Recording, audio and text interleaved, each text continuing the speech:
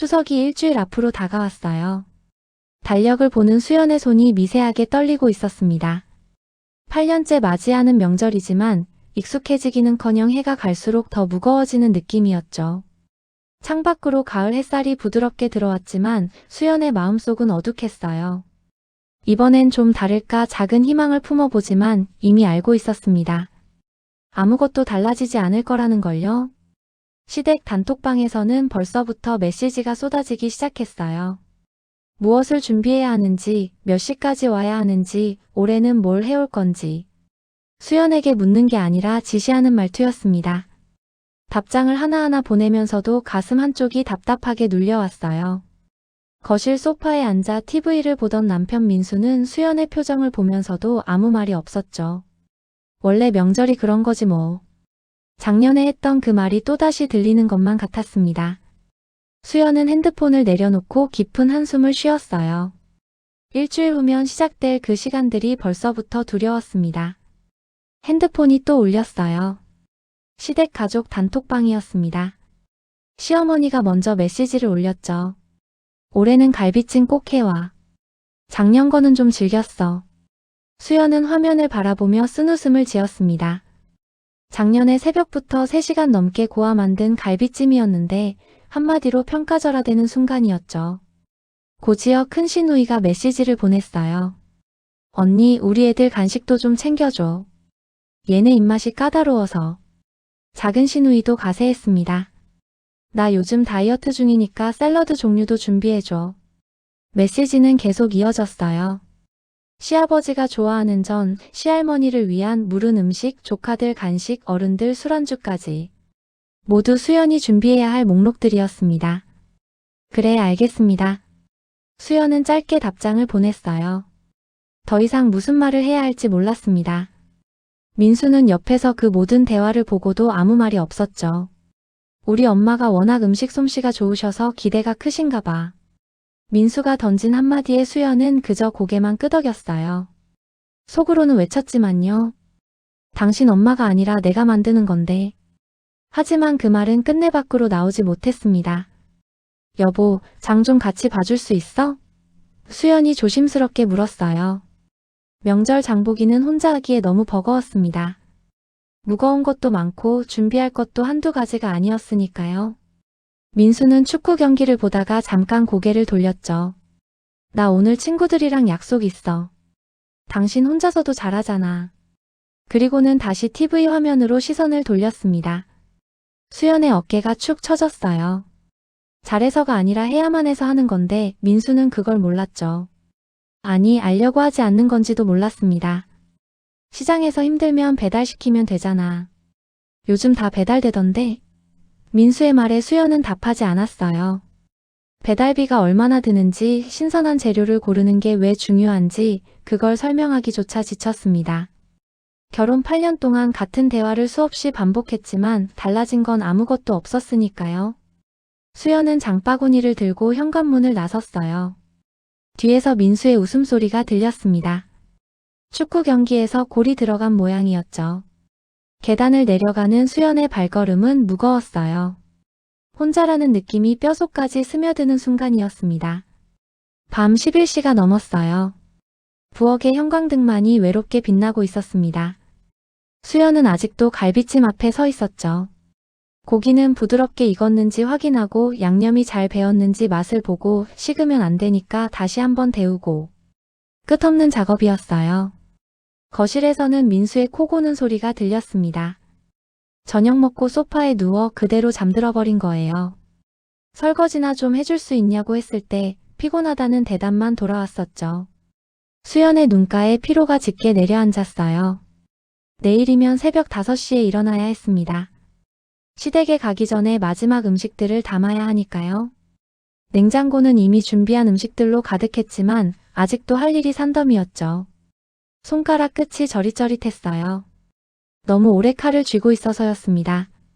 파를 썰고 고기를 다듬고 나물을 무치고 하루 종일 쉬지 않고 움직였지만 끝이 보이지 않았어요. 시계를 보니 자정이 가까웠습니다. 수연은 싱크대에 손을 짚고 잠시 눈을 감았어요. 내일만 지나면 돼 스스로를 달래는 목소리가 부엌에 작게 울렸습니다. 하지만 마음 한구석에서는 알고 있었죠. 내일은 더 긴 하루가 될 거라는 걸요. 차 트렁크가 무거웠어요. 음식을 담은 용기들이 가득 실려 있었습니다. 갈비찜, 잡채, 각종 전, 나물, 샐러드, 간식까지. 수연 혼자 나르기에는 너무 많은 양이었죠. 여보, 이것 좀 들어줘. 수연이 말했지만 민수는 벌써 시댁 대문 안으로 들어가고 있었어요. 어머니, 저 왔습니다. 밝은 목소리로 인사하는 민수의 뒷모습만 보였습니다. 수연은 혼자 무거운 짐을 들고 한 발 한 발 계단을 올랐어요. 팔이 아파왔지만 이건 시작일 뿐이라는 걸 알고 있었습니다. 현관문을 열고 들어서자 시댁 식구들이 모여 있었죠. 시어머니, 시아버지, 시할머니, 큰 시누이 가족, 작은 시누이까지. 모두 거실에 편하게 앉아 TV를 보고 있었어요. 왔어? 빨리 부엌에 갖다 놔. 시어머니의 첫마디였습니다. 인사도 수고했다는 말도 없었죠. 수연은 묵묵히 짐을 부엌으로 옮겼어요. 한 번, 두 번, 세 번. 오가는 동안 아무도 일어나서 도와주지 않았습니다. 큰 시누이는 핸드폰을 보고 있었고 작은 시누이는 손톱을 만지작거리고 있었어요. 민수는 시아버지와 이야기를 나누며 웃고 있었죠. 마지막 짐을 들고 부엌에 들어섰을 때 수연은 문득 생각했습니다. 나는 지금 손님일까 아니면 일하러 온 사람일까? 부엌에 음식을 하나하나 꺼내 놓는데 시어머니가 들어왔어요. 수연의 손을 지켜보던 시어머니의 얼굴에 미세한 불만이 스쳤습니다. 갈비찜이 이게 다야? 사람이 10명도 넘는데. 수연은 잠시 말을 잃었어요. 5kg이 넘는 고기로 만든 갈비찜이었습니다. 새벽부터 3시간 넘게 공들인 음식이었죠. 저는? 부침개는 이것밖에 안 가져왔어? 시어머니의 질문이 이어졌어요. 수연이 가져온 전만 해도 5종류였습니다. 동그랑땡, 생선전, 김치전, 호박전, 깻잎전까지. 하나하나가 정성이었지만 시어머니의 눈에는 부족해 보였나 봐요. 요즘 며느리들은 성의가 없어. 우리 때는 말이야. 시어머니의 잔소리가 시작됐습니다. 수연은 고개를 숙인 채 듣고만 있었어요. 변명하고 싶지 않았습니다. 무슨 말을 해도 소용없다는 걸 지난 8년간 배웠으니까요. 어머님, 제가 좀 부족했네요. 그저 그렇게 답할 뿐이었죠. 시어머니는 코웃음을 치며 나갔어요. 앞치마 두르고 빨리 상 준비해. 시간 없어. 수연은 그제야 혼자 남았습니다. 부엌 창문 너머로 파란 하늘이 보였어요. 아름다운 추석 아침이었지만 수연의 마음은 그 하늘과는 너무도 달랐습니다. 무겁고 답답하고 끝없이 가라앉는 기분이었죠. 앞치마를 두르고 본격적으로 움직이기 시작했어요. 가져온 음식들을 예쁜 그릇에 담아야 했습니다. 시어머니는 늘 말했죠. 플라스틱 용기 그대로 상에 올리면 안 돼. 품위가 없어 보여. 수연은 하나하나 정성스럽게 옮겨 담았어요. 갈비찜을 큰 접시에, 전들을 예쁜 색깔 접시에, 나물들은 작은 종지에. 그릇을 닫고 음식을 담고 장식하듯 꾸미는 시간이 흘렀습니다. 밖에서는 가족들의 웃음소리가 들렸어요. TV에서 나오는 명절 특집 프로그램을 보며 즐거워하는 소리였죠. 누군가 큰 소리로 웃었고 아이들이 뛰어다니는 발소리도 들렸습니다. 수연만 부엌에서 홀로 움직이고 있었어요. 가끔 누군가 부엌 문을 열고 들어왔지만 도와주러 온 게 아니었습니다. 물 좀 줘. 과일 어디 있어? 휴지 좀 가져다 줘. 심부름을 시키러 온 것뿐이었죠. 수연은 묵묵히 요구를 들어줬어요. 거절할 수도 없었고 거절하면 명절인데 왜 그래라는 말이 돌아올 게 뻔했으니까요. 시계를 보니 벌써 2시간이 흘렀습니다. 발이 아파오기 시작했어요. 하지만 아직 상도 차리지 못했죠. 수연은 허리를 잠깐 펴고 깊은 숨을 들이마셨습니다. 부엌 창문 너머로 보이는 하늘이 조금씩 높아지고 있었어요. 부엌 문틈으로 거실이 보였어요. 시아버지는 안락 의자에 앉아 신문을 보고 계셨습니다. 시어머니는 소파에 편하게 기대어 TV를 보고 있었죠. 큰 시누이는 아이들에게 간식을 먹이면서 핸드폰을 만지작거렸고 작은 시누이는 매니큐어를 칠하고 있었어요. 민수는 조카들과 함께 방바닥에 누워 게임을 하고 있었습니다. 모두가 편안하고 여유로운 명절 오후를 보내고 있었죠. 그 모습을 보는 수연의 마음은 복잡했어요. 부러운 마음과 서운한 마음이 뒤섞였습니다. 나도 저렇게 앉아서 쉬고 싶은데 하지만 그 생각은 금세 머리 밖으로 밀어냈어요. 그럴 수 없다는 걸 알고 있었으니까요. 수연아, 커피 좀 타줘. 그 시어머니의 목소리가 들렸습니다. 이어서 큰 시누이가 말했죠. 언니, 나는 아메리카노로. 작은 시누이도 거들었어요. 나도 커피 한 잔. 수연은 대답 대신 고개를 끄덕였습니다. 말할 힘도 아까웠어요. 커피를 내리면서 문득 궁금했습니다. 내가 없으면 이 사람들은 어떻게 할까? 하지만 그 질문에 답할 시간도 없었죠. 차례상 준비를 서둘러야 했으니까요. 커피 잔들을 쟁반에 담아 하나씩 갖다주는 수연의 발걸음이 점점 느려지고 있었습니다. 커피를 갖다주고 다시 부엌으로 들어가려는데 큰 시누이가 불렀어요. 언니, 우리의 우유 좀 데워줘. 차가운 거 먹으면 배탈 나. 수연은 다시 부엌으로 가서 우유를 데웠습니다. 적당한 온도인지 손목에 대어 확인하고 아이 전용 컵에 담아 가져다 줬죠. 고마워. 큰 시누이의 짧은 인사만 있을 뿐이었어요. 상 차리기를 다시 시작하려는데 이번엔 작은 시누이였습니다. 언니, 내 가방에서 립스틱 좀 꺼내다 줘. 안방에 있어. 수연은 설거지하던 손을 닦고 안방으로 갔어요. 가방을 뒤져 립스틱을 찾아 갖다 줬죠. 다시 부엌으로 돌아왔을 때 시어머니가 기다리고 있었습니다. 수연아, 과일 좀 깎아놔. 손님들 오시기 전에. 이미 준비한 과일도 있었지만 더 필요하다고 하시니 할 수밖에 없었어요. 사과를 깎고 배를 자르고 딸기를 씻어 예쁘게 담았습니다. 손님들이 올 시간이 다가왔어요. 시댁 친척 어른들이 오시면 더 바빠질 거였습니다. 수연은 시계를 보며 마음속으로 계산했죠. 차례상 차리고 손님 접대하고 식사 준비하고 설거지하고 오늘 하루가 끝날 때까지 앉을 시간이 있을까요? 아마도 없을 거였습니다. 수연의 이마에 땀이 송글송글 맺혔어요. 드디어 차례상이 완성됐어요. 고사리 같은 나물부터 윤기 나는 갈비찜까지 정성스럽게 차려진 상이었습니다. 시어머니가 와서 한번 둘러봤죠. 이건 위치가 바뀌어야 해. 생선은 동쪽이야. 수연은 다시 그릇들을 옮겼어요. 차례를 지내는 동안에도 수연은 부엌을 지켰습니다. 혹시 뭐가 필요할까 봐, 혹시 모자란 게 있을까 봐. 차례가 끝나자 식사 시간이었어요. 상을 다시 차려야 했습니다.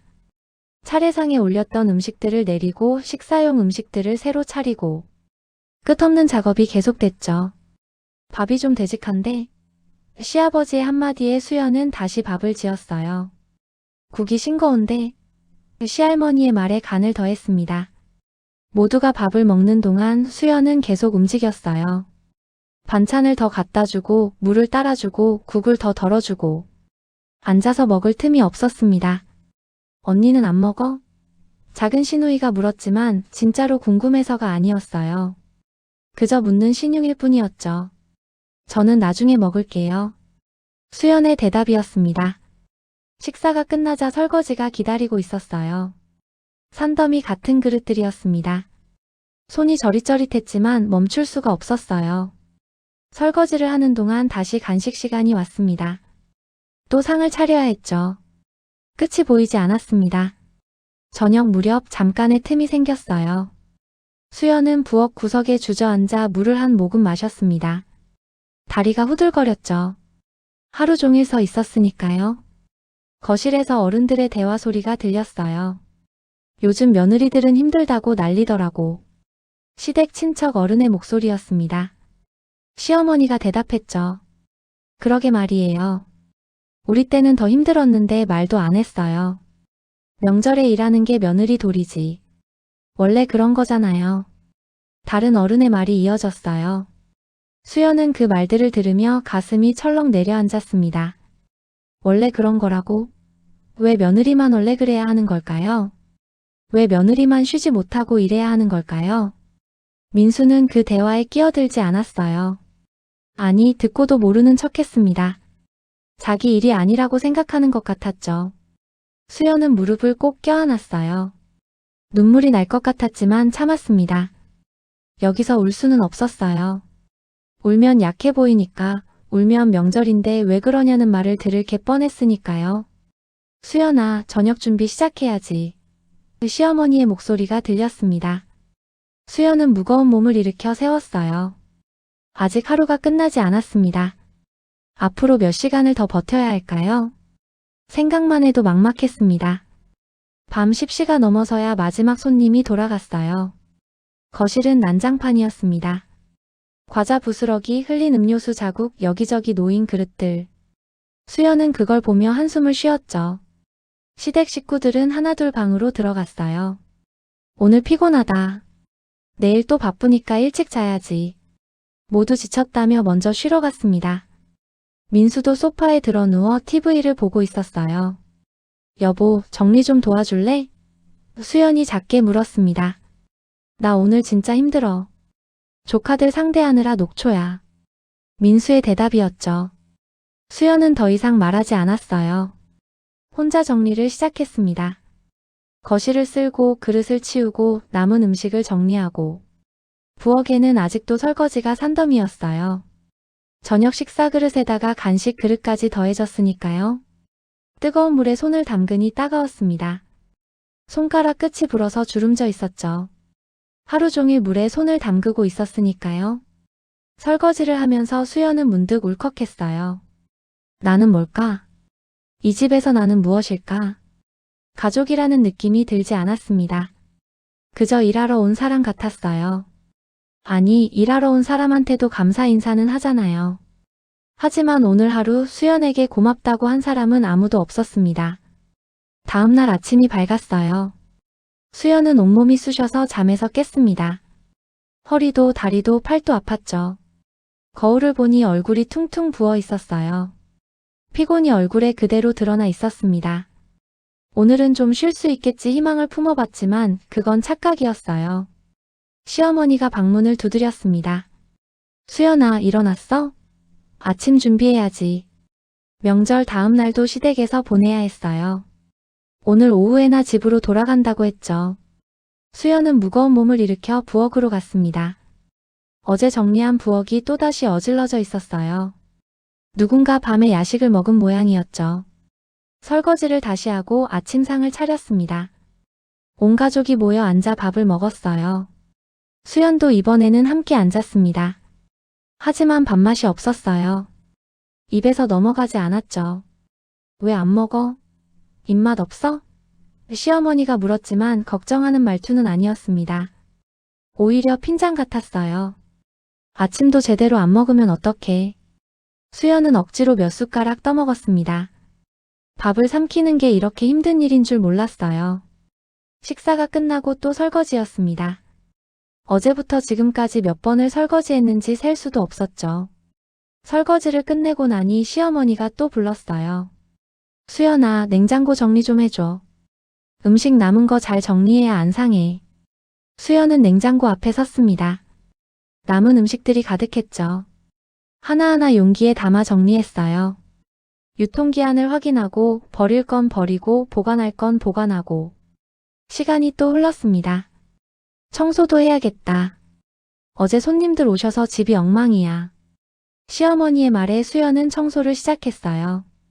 거실을 쓸고 걸레질하고 화장실을 닦고 끝없는 일들이었습니다. 큰 시누이와 작은 시누이는 방에서 나오지 않았어요. 우리는 어제 너무 피곤해서 좀 쉬어야 해. 그들의 변명이었습니다. 민수는 아버지와 함께 밖에 나갔죠. 남자들끼리 차 한잔하고 올게. 수연만 홀로 남아서 일하고 있었어요. 청소를 하다가 현기증이 났습니다. 잠깐 주저앉아 심호흡을 했죠. 머리가 지끈거렸어요. 어제부터 제대로 먹지도 쉬지도 못했으니까요. 괜찮아, 조금만 더 스스로를 다독이며 다시 일어섰습니다. 하지만 몸이 말을 듣지 않았어요. 다리에 힘이 풀리는 것 같았죠. 그래도 멈출 수 없었습니다. 오후에 집에 가려면 이 일들을 끝내야 했으니까요. 부엌에서 마지막 정리를 하고 있었어요. 행주로 싱크대를 닦는데 갑자기 눈앞이 캄캄해졌습니다. 현기증이 심하게 밀려왔죠. 수연은 싱크대를 붙잡고 버티려 했지만 몸이 휘청거렸어요. 작은 신음이 새어나왔습니다. 다리가 꺾이면서 그대로 바닥에 주저앉았죠. 쿵 소리가 났지만 거실에 있던 시어머니는 듣지 못했어요. TV 소리가 컸거든요. 수연은 차가운 바닥에 앉아 숨을 몰아쉬었습니다. 식은땀이 등줄기를 타고 흘렀어요. 심장이 너무 빨리 뛰었죠. 손이 떨렸습니다. 몇 분이 지났을까요? 수연은 간신히 정신을 차렸어요. 벽을 짚고 천천히 일어났습니다. 다리가 후들거렸지만 어떻게든 버텼죠. 거울을 보니 얼굴이 새하얗게 질려 있었어요. 입술도 색이 없었습니다. 병원에 가야 하나 생각했지만 말할 수가 없었어요. 명절인데 병원 간다고 하면 왜 하필 지금이냐는 소리를 들을 게 뻔했으니까요. 수연은 찬물로 얼굴을 씻었습니다. 정신을 차리려고 애썼죠. 하지만 몸은 정직했어요. 한계에 다다른 몸은 계속 신호를 보내고 있었습니다. 제발 이제 그만. 수연의 마음속 외침이 부엌 공기 속으로 사라졌습니다. 간신히 정신을 차리고 거실로 나왔어요. 소파에 앉아있는 시어머니와 눈이 마주쳤습니다. 수연의 창백한 얼굴을 보고도 시어머니는 물었죠. 왜 그래? 어디 아파? 걱정하는 목소리 같았지만 이어진 말은 달랐어요. 점심때 되었는데 밥은 차려놨어? 수연은 멍하니 시어머니를 바라봤습니다. 방금 쓰러졌었다고, 너무 힘들다고 말하고 싶었어요. 하지만 입이 떨어지지 않았죠. 아직 못 차렸는데요. 수연의 목소리가 잠겨 나왔습니다. 시어머니가 한숨을 쉬었어요. 벌써 12시가 넘었는데 아직도 준비 안 됐어? 남자들 곧 들어올 텐데. 비난하는 투였습니다. 수연의 눈시울이 뜨거워졌어요. 하루 종일, 아니 이틀 동안 쉬지 않고 일했는데. 그런데도 부족하다는 말만 들었습니다. 죄송합니다. 지금 바로 할게요. 수연은 고개를 숙이며 대답했어요. 다시 부엌으로 향하는 발걸음이 비틀거렸습니다. 문지방에 걸려 넘어질 뻔했죠. 벽을 짚고 간신히 버텼어요. 뒤에서 시어머니의 혀 차는 소리가 들렸습니다. 요즘 젊은 사람들은 체력이 왜 그래? 그 말을 들은 수연의 눈에서 눈물 한 방울이 떨어졌어요. 부엌 바닥에 떨어진 눈물은 금세 말라버렸습니다. 결국 병원에 갔어요. 집에 돌아온 후였습니다. 현기증이 멈추지 않았거든요. 수연은 혼자 응급실을 찾았죠. 민수에게 말했지만 그냥 피곤한 거 아니야? 하루 쉬면 괜찮아질 거야 라는 대답만 돌아왔어요. 응급실 침대에 누워 링거를 맞으며 수연은 천장을 바라봤습니다. 하얀 천장이 흐릿하게 보였어요. 의사 선생님이 말씀하셨죠. 과로예요. 심한 탈진 상태입니다. 며칠은 푹 쉬셔야 해요. 탈진이라는 단어가 낯설지 않았습니다. 이미 예상했던 말이었으니까요. 링거를 다 맞고 귀가 조치를 받았어요. 충분한 휴식과 영양 섭취가 필요합니다. 가족분들이 도와주셔야 해요. 의사 선생님의 당부였죠. 수연은 쓴웃음을 지었습니다. 가족이 도와준다. 가족이 도와준다고? 그런 일은 없을 거예요. 집에 돌아왔을 때는 밤 11시가 넘어 있었어요. 민수는 소파에서 자고 있었죠. 수연이 병원에 갔다는 것도 잊은 것 같았습니다. 수연은 조용히 방으로 들어갔어요. 침대에 누웠지만 잠이 오지 않았습니다. 눈을 감으면 명절 이틀간의 장면들이 스쳐 지나갔죠.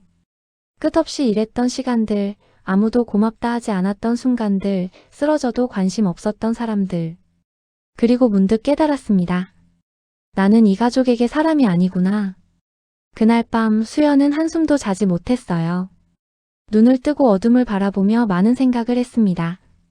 지난 8년간의 명절들이 주마등처럼 스쳐 지나갔죠. 첫 해에는 잘하고 싶어서 열심히 했어요. 인정받고 싶었습니다. 2년 차에는 익숙해지려고 노력했죠.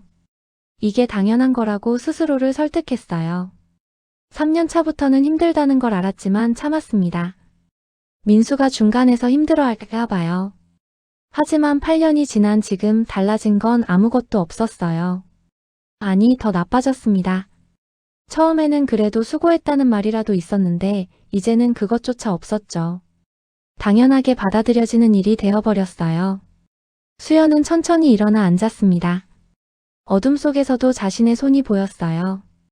거칠어진 손, 갈라진 손톱, 밴드를 붙인 상처들. 이 손으로 얼마나 많은 일을 했을까요? 그런데 왜 이렇게 공허할까요?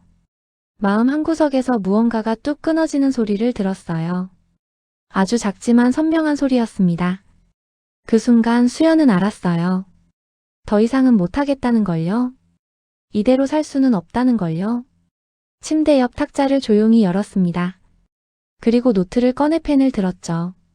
떨리는 손으로 첫 문장을 썼어요. 이혼하고 싶습니다.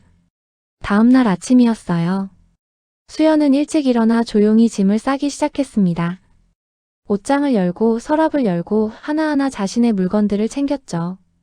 민수는 아직 자고 있었어요. 수연이 무얼 하는지 전혀 모르고 있었습니다. 여행 가방에 옷을 넣고 화장품을 챙기고 중요한 서류들을 모았어요. 결혼 전 자신의 이름으로 된 통장, 도장, 신분증. 하나도 빠뜨리지 않았습니다. 짐을 싸면서 이상했어요. 8년을 살았는데 정작 자신의 물건은 가방 2개면 충분했죠. 이 집에서 자신의 흔적이 이렇게 적었다는 게 슬펐습니다. 옷장 속 옷들도 대부분 오래된 것들이었어요. 새 옷을 살 시간도 마음도 없었으니까요. 가방을 다 챙기고 나서 수연은 집안을 둘러봤습니다. 8년 동안 살았던 공간이었죠. 하지만 한 번도 자신의 집 같지 않았어요. 시댁 식구들이 고른 가구, 시어머니가 사다 준 커튼, 민수가 좋아하는 소파. 수연이 선택한 건 하나도 없었습니다. 이 집에서 자신은 손님이었어요. 아니, 손님보다 못했죠. 손님은 최소한 대접을 받으니까요. 수연은 가방 손잡이를 꽉 쥐었습니다. 그리고 현관문을 열었어요. 돌아보지 않고 나왔죠. 문을 닫는 소리가 작게 울렸습니다. 수연이 집을 나간 지 사흘이 지났어요. 민수는 처음에 놀랐지만 곧 대수롭지 않게 여겼습니다. 친정 가서 좀 쉬고 싶은가 보네. 며칠 있으면 돌아오겠지. 시어머니에게 전화했을 때도 비슷한 반응이었죠. 명절에 좀 힘들었나 보네. 젊은 사람이 체력이 왜 그래. 며칠 쉬면 돌아올 거야. 아무도 심각하게 생각하지 않았어요. 수연이 정말로 떠날 거라고는 상상도 못했습니다. 일주일이 지났어요. 민수가 수연에게 전화했죠. 언제 들어올 거야? 집에 우유도 떨어지고 빨래도 쌓였어. 수연은 전화를 받지 않았습니다. 문자 메시지도 읽지 않았어요. 민수는 조금 불안해지기 시작했습니다. 왜 전화를 안 받지? 하지만 여전히 큰 걱정은 하지 않았죠. 2주가 지났어요. 시어머니도 이상하다고 느꼈습니다. 수연이가 아직도 안 들어왔어? 좀 이상한데? 괜찮을 거예요, 어머니. 화 좀 풀리면 돌아올 거예요. 민수는 여전히 안일했습니다. 하지만 수연의 마음은 이미 돌아올 수 없는 곳까지 가 있었어요. 그들이 모르는 사이에 수연은 새로운 삶을 준비하고 있었습니다. 친정집 방에서 수연은 모든 걸 털어놓았어요. 지난 8년간 참았던 이야기들을 말했습니다. 어머니는 눈물을 흘리며 딸을 꼭 안아주셨죠. 미안해, 엄마가 몰랐어. 네가 그렇게 힘들어하는 줄 아버지는 주먹을 불끈 쥐셨어요. 화가 나는 표정이었지만 딸 앞에서 참으셨습니다. 잘했다. 그런 곳에 있을 필요 없어. 부모님의 지지가 수연에게는 큰 힘이 됐어요. 처음으로 자신의 편이 생긴 기분이었습니다. 이혼하고 싶어요. 수연이 말했을 때 어머니는 놀라셨지만 반대하지 않으셨죠. 내 인생이야. 내가 행복한 게 제일 중요해. 아버지도 고개를 끄덕이셨어요. 우리가 뒤에서 도와줄게. 걱정하지 마. 그날 밤 수연은 오랜만에 깊이 잠들었습니다. 부모님 방 옆에서 안전하다는 느낌 속에서요. 꿈을 꿨어요. 자유롭게 날아가는 새의 꿈이었습니다. 무거운 짐을 내려놓고 가볍게 하늘을 나는 새처럼. 수연은 자신도 그렇게 될 수 있을 거라고 믿었어요. 아침에 일어났을 때 눈가가 촉촉했습니다. 기쁨의 눈물이었죠. 오랜만에 느껴보는 감정이었습니다. 한 달 후였어요.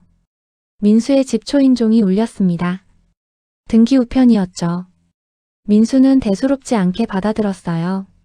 하지만 봉투를 뜯는 순간 얼굴이 굳었습니다. 이혼 소송 서류였어요. 법원에서 온 정식 서류였죠. 뭐야, 이게 민수는 종이를 들고 멍하니 서 있었습니다. 믿을 수 없었어요. 수연이 정말로 이혼을 하겠다는 거였습니다. 급하게 수연에게 전화를 걸었죠. 이번에는 받았어요. 여보, 이게 무슨 짓이야? 이혼 소송이 뭐야? 민수의 목소리가 떨렸습니다. 수연의 목소리는 차분했어요. 너무 차분해서 오히려 더 무서웠죠. 서류에 다 써 있어요. 제가 변호사를 선임했습니다. 앞으로 연락은 변호사를 통해 해주세요. 수연아, 농담이지? 우리 얘기 좀 해보자. 뭐가 그렇게 불만이었어? 말해도 소용없어요. 8년 동안 말했지만 아무것도 변하지 않았잖아요. 수연의 목소리에는 흔들림이 없었습니다. 전화가 끊겼어요. 민수는 핸드폰을 쥔 채 주저앉았습니다. 시어머니에게 전화했죠. 어머니, 수연이가 이혼 소송을 걸었어요. 전화기 너머로 시어머니의 비명이 들렸습니다. 뭐라고? 이틀 후 민수가 수연의 친정집 앞에 나타났어요. 초인종을 계속 눌렀습니다. 수연, 나야. 문 좀 열어줘. 수연의 아버지가 문을 열었죠. 차가운 표정이었습니다. 무슨 일이신가요? 장인어른, 제가 수연이랑 얘기 좀 하고 싶습니다. 민수는 애원하듯 말했어요. 수연이 나왔습니다. 말랐고 얼굴은 창백했지만 눈빛만큼은 단호했죠. 할 말 있으면 변호사를 통해 하세요. 수연아, 제발 우리 다시 얘기해보자. 내가 잘못했어. 앞으로 잘할게. 민수는 처음으로 사과했어요. 하지만 너무 늦었습니다. 8년 동안 한 번도 미안하다고 안 했잖아요. 8년 동안 한 번도 내 편을 들어주지 않았죠. 명절마다 나 혼자 일할 때도, 시댁에서 무시당할 때도, 아플 때도. 당신은 그냥 모른 척했어요. 수연의 목소리가 떨렸습니다. 하지만 눈물은 흘리지 않았어요. 이제 와서 미안하다고 해서 뭐가 달라져요? 당신은 변하지 않아요. 당신 가족도 마찬가지고. 내가 정말 달라질게. 기회를 한 번만 더 줘. 기회는 이미 8년이나 줬어요. 이제 끝이에요. 이제 끝이에요. 수연은 돌아서서 집 안으로 들어갔습니다. 문이 닫혔어요. 민수는 문 앞에 서서 한참을 울었습니다. 처음으로 자신이 무엇을 잃었는지 깨달은 순간이었죠. 법원 조정 기일이 잡혔어요. 이혼 소송의 첫 단계였습니다. 조정실에서 수연과 민수가 마주 앉았죠. 사이에 조정위원이 계셨어요. 민수는 수연을 바라보며 말했습니다. 수연아, 제발 다시 생각해줘. 나도 우리 가족도 정말 반성하고 있어. 시어머니도 함께 왔었어요. 복도에서 수연을 붙잡고 울었죠. 내가 며느리를 너무 힘들게 했구나. 미안해. 다시 돌아와. 달라질게. 하지만 수연은 흔들리지 않았습니다. 어머님, 진심으로 묻고 싶어요. 제가 명절에 쓰러졌을 때 어머님은 뭐라고 하셨죠? 시어머니는 말문이 막혔어요. 기억났습니다. 밥은 차려놨냐고 물었던 그 순간이요. 그때 저는 알았어요. 제가 이 가족에게 어떤 존재인지. 사람이 아니라 일꾼이었다는 걸요. 수연의 말에 조정실이 조용해졌습니다. 8년 동안 한 번도 제 생일을 챙겨주신 적 없으시죠? 제가 힘들다고 말해도 며느리가 원래 그런 거라고만 하셨어요. 이제 와서 미안하다는 말로 다 되는 건가요? 수연은 차분하게 말했어요. 감정을 드러내지 않으려 애썼습니다. 저도 행복하게 살고 싶어요. 존중받으며 살고 싶어요. 그게 이 가족과는 안 된다는 걸 깨달았습니다. 조정은 결렬됐어요. 소송으로 가기로 했습니다. 이혼이 확정된 지 1년이 지났어요. 수연은 작은 원룸에서 새로운 삶을 시작했습니다. 좁았지만 온전히 자신만의 공간이었죠. 아침에 일어나면 좋아하는 음악을 틀었어요. 천천히 커피를 내려 마시며 창밖을 바라봤습니다. 이런 여유가 있다는 게 신기했어요. 회사에 다니기 시작했습니다. 결혼 전에 다니던 곳이었죠. 동료들이 반갑게 맞아줬어요. 수연아, 많이 달라졌다. 밝아진 것 같아. 수연은 웃었습니다. 실제로 밝아졌어요. 짐을 내려놓은 사람의 가벼움이 얼굴에 드러났죠. 퇴근 후에는 취미 생활을 했어요. 요가를 배우고 책을 읽고 친구들을 만났습니다. 명절에는 친정에서 편하게 보냈죠. 어머니와 함께 부엌에 섰지만 이번에는 달랐어요. 어머니가 힘들면 쉬어라고 말씀하셨고 아버지가 설거지를 도와주셨습니다. 가족이 이런 거구나 수연은 새삼 깨달았어요. 혼자 모든 짐을 지는 게 아니라 함께 나누는 것. 밤에는 일기를 썼습니다. 오늘 하루 있었던 좋은 일들을 적었죠. 예전에는 쓸 게 없었는데 이제는 매일 한 페이지씩 채워졌어요. 수연은 거울을 보며 웃었습니다. 잘 살고 있어 나. 같은 시간 민수의 집은 텅 비어 있었어요. 명절이 다가왔지만 예전 같지 않았습니다. 시어머니가 전화했죠. 명절에 집에 올 거지? 아직 잘 모르겠어요, 어머니. 민수의 대답은 힘없었습니다. 명절 당일 시댁에는 가족들이 모였어요. 하지만 분위기가 이상했죠. 부엌에 아무도 없었습니다. 수연이 없으니 누구도 움직이지 않았어요. 음식은 어떡하지? 시어머니가 물었습니다. 배달시키면 되죠 뭐. 작은 시누이가 무심하게 대답했어요. 배달 음식이 도착했습니다. 플라스틱 용기에 담긴 정성 없는 음식들이었죠. 차례상도 허술했어요. 예전 같으면 수연이 정성스럽게 차려놓았을 텐데. 식사를 하는데 맛이 없었습니다. 배달 음식의 문제가 아니었어요. 뭔가 중요한 게 빠진 느낌이었죠. 민수는 밥을 먹다가 숟가락을 놓았습니다. 수연이 만들어주던 갈비찜이 생각났어요. 정성스럽고 맛있고 따뜻했던 그 음식들. 이제는 다시 못 먹는다는 게 실감났죠. 시어머니도 한숨을 쉬었습니다. 수연이가 있었으면 말을 흐렸어요. 그제야 깨달았던 거예요. 수연이 얼마나 많은 일을 했는지, 얼마나 소중한 존재였는지. 하지만 이미 늦었습니다. 3년이라는 시간이 흘렀어요. 어느 날 민수는 우연히 수연의 소식을 들었습니다. 공동 지인을 통해서였죠. 수연이 재혼했대. 아주 행복해 보이더라. 민수의 손에서 커피잔이 미끄러질 뻔했어요. 재혼이라니. 수연이 새로운 사람을 만났다니. 가슴 한쪽이 무너지는 것 같았습니다. SNS를 찾아봤어요. 수연은 비공개 계정이었지만 프로필 사진이 보였죠. 웨딩드레스를 입은 수연이었습니다. 환하게 웃고 있었어요. 민수가 8년 동안 한 번도 보지 못했던 표정이었습니다. 옆에는 남자가 있었어요. 수연을 다정하게 바라보는 사람. 민수는 핸드폰을 내려놓았습니다. 시어머니에게도 그 소식이 전해졌죠. 수연이가 재혼했다며? 네, 그런 것 같아요. 시어머니는 한동안 말이 없었습니다. 명절이 되면 늘 수연이 생각났었어요. 수연이 해주던 음식들, 수연이 정리하던 집안, 수연이 있던 부엌. 그 자리가 너무 컸습니다. 우리가 너무했던 건가? 시어머니가 중얼거렸어요. 큰 시누이도 작은 시누이도 할 말이 없었습니다. 모두 알고 있었죠. 수연을 너무 당연하게 여겼다는 것을. 이제는 돌이킬 수 없다는 것을요. 민수는 가끔 수연과 보냈던 시간들을 떠올렸어요. 처음 만났을 때 수연은 밝고 사랑스러운 사람이었습니다. 눈웃음이 예쁘고 웃음소리가 맑았죠. 하지만 결혼 후 수연의 웃음은 점점 사라져갔어요.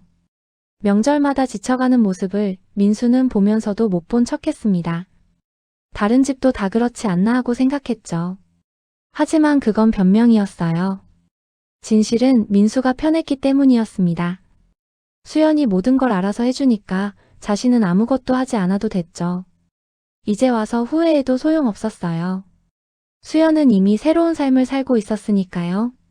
시어머니도 마찬가지였습니다. 며느리에게 해야 할 말과 하지 말아야 할 말을 구분하지 못했어요. 며느리도 사람이라는 걸 존중받고 싶어 한다는 걸 몰랐죠. 아니, 알면서도 무시했습니다.